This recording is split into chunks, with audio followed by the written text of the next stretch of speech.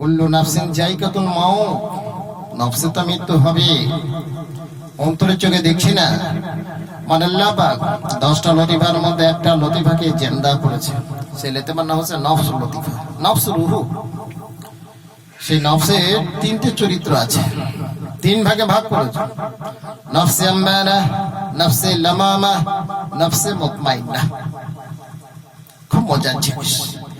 আমাদের নফসের সাথে আল্লাহ আরশের মিল আছে, নক্ষত্র রাশির মিল আছে। অন্তরের চোখে দেখছি যেমন নফসে 3টে ভাগ আছে।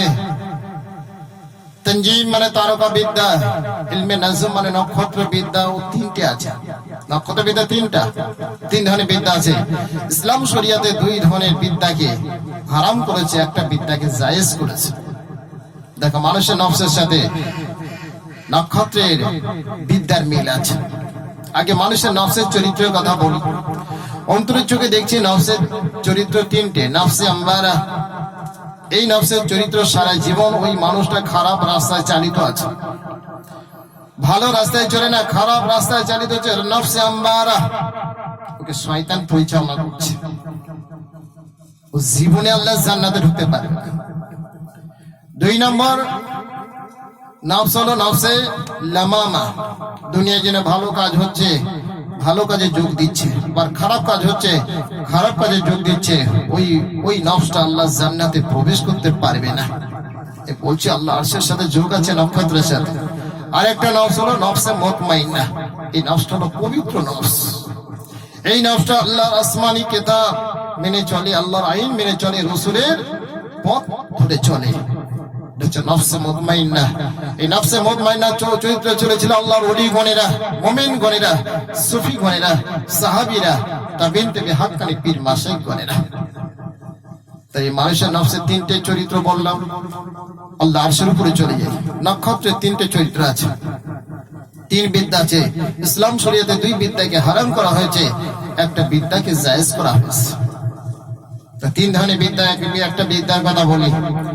এখনো সমাজে প্রচলিত আছে নক্ষত্রের চরিত্র। অনেক মানুষ বলে না, হাতে দেখা দেখে ভবিষ্যৎবাণী বলে দেয়, রোগের সিমটম বলে দেয় না।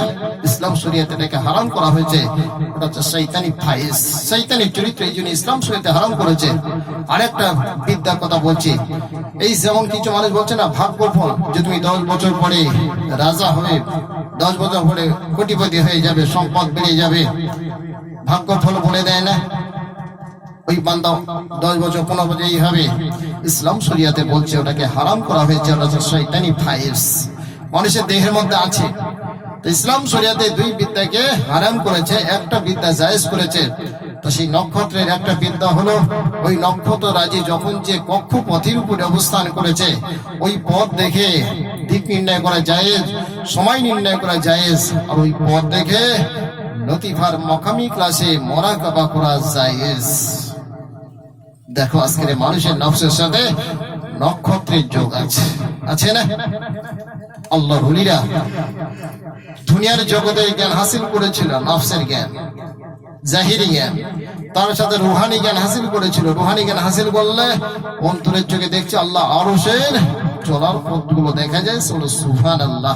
আমি তো দেখে অবাক হয়ে যাচ্ছি, কি অবস্থা। দুনিয়ার জমিনে দেখছে একটা মানুষ হাঁপানি হচ্ছে, শ্বাসকষ্ট হচ্ছে, দৌড়ঝাঁপ হচ্ছে দুনিয়ার মানুষ। ওই সময় ঘড়ির টাইম দিকে কাশফ করলে দেখা যায় কি অবস্থা। ওই সময় এক আধ্যাত্মিক গুরু গিয়ে টাইম ক্যালকুলেশন দেখছে, আল্লাহ আরশের উপরে বাদ লতিফার শাসন চলছে, আর বান্দা জমিনের মধ্যে হাঁপানি শ্বাসকষ্ট হয়ে ঢুকছে না।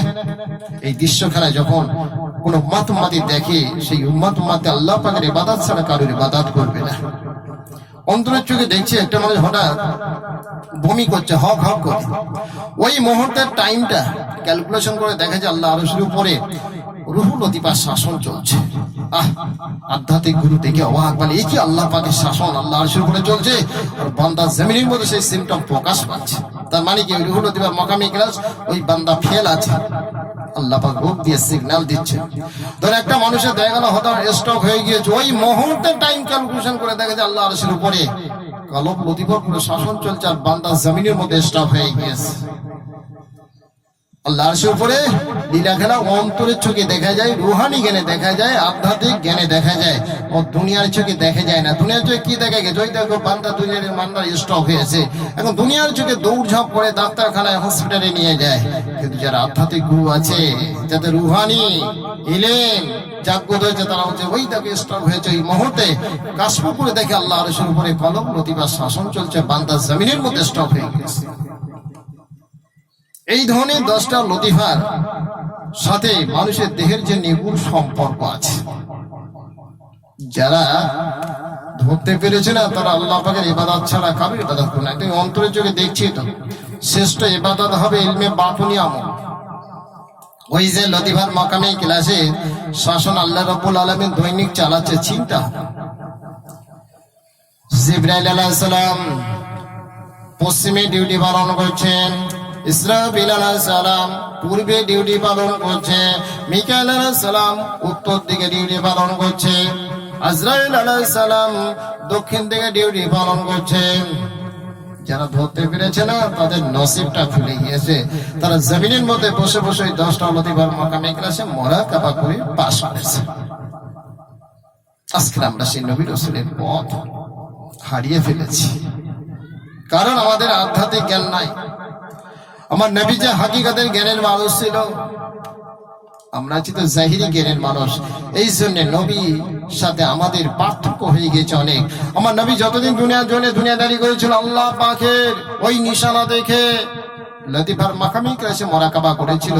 যেই মুহূর্তে বাদ লতিফার শাসন চলছে, না আতশ লতিফার শাসন চলছে, না খাদ লতিফার শাসন চলছে, না আপ লতিফার শাসন চলছে, না কলব লতিফার শাসন চলছে, না রুহ লতিফার শাসন চলছে, এইরকম লতিফার নিশানাগুলো দেখে নিয়ে সেই লতিফার মাকামি ক্লাসে নিয়ত করে আল্লাহ আল্লাহ আল্লাহ আল্লাহ আল্লাহ জিকির করেছিল।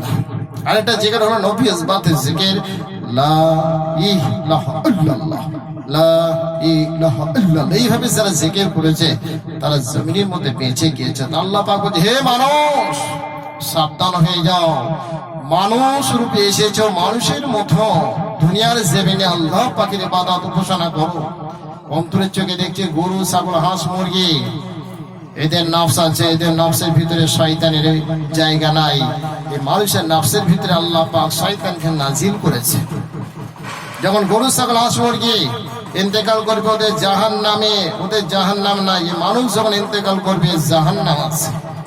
আল্লাহ পাক পরীক্ষা দিচ্ছে মানুষকে, সাবধান। আধ্যাত্মিক শিক্ষা হাসিল করার চেষ্টা করবে। আধ্যাত্মিক বিহীন কোন বান্দা আল্লাহর পথ পাড়ি দিতে কোনোদিন পারে না। আমল করার চেষ্টা করবে।